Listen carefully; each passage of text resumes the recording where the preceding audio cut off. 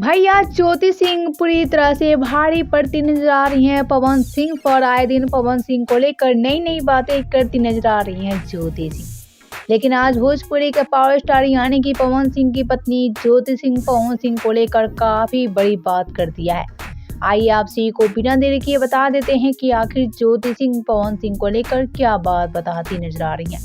लेकिन वीडियो में आगे बढ़े उससे पहले वीडियो को लाइक और शेयर जरूर कर ले। तो आइए आपसे को सुना देते हैं ज्योति सिंह क्या बात करती नजर आ रही हैं पवन सिंह को लेकर।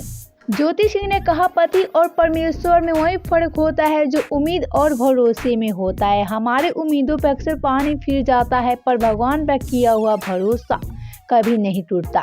यहाँ ज्योति सिंह पूरी तरह से अपना दर्द दिखाई है। ज्योति सिंह यहाँ पूरी तरह से टूट चुकी है। दोस्तों आप सभी को हम बता दें कि यहाँ ज्योति सिंह डायरेक्ट तंज कसा है पवन सिंह पर। पवन सिंह के लिए सारी बातें करती नजर आती हैं। पवन सिंह को लेकर ही इतनी बड़ी बड़ी स्टोरी भी डालती नजर आती हैं।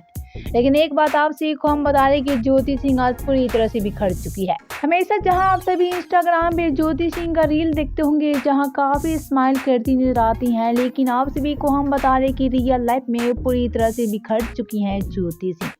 आज ज्योति सिंह पूरी तरह से अकेली साबित हो रही हैं। ज्योति सिंह का साथ कोई नहीं दे रहा है। ज्योति सिंह अकेले अपने दम पर पावर स्टार पवन सिंह से लड़ाई लड़ रही हैं और ऐसे में ज्योति सिंह पवन सिंह पर पूरी तरह से भारी भी पड़ती नजर आ रही हैं। दोस्तों आप सभी का क्या कहना है ज्योति सिंह को लेकर? क्या आप सभी सहमत है ज्योति सिंह कितने बड़ी बात को लेकर जो पवन सिंह को आज कहती नजर आ रही हैं? ज्योति सिंह ने सारी बातें जो आज बोलती नजर आ रही है वो सारी बातें पवन सिंह को बोल रही हैं। इनडायरेक्टली पवन सिंह को तंज कस रही हैं और पवन सिंह पर वार करती जा रही हैं ज्योति सिंह। तो आप सभी ज्योति सिंह के सपोर्ट में हैं तो हमें नीचे कमेंट करके जरूर बताएं।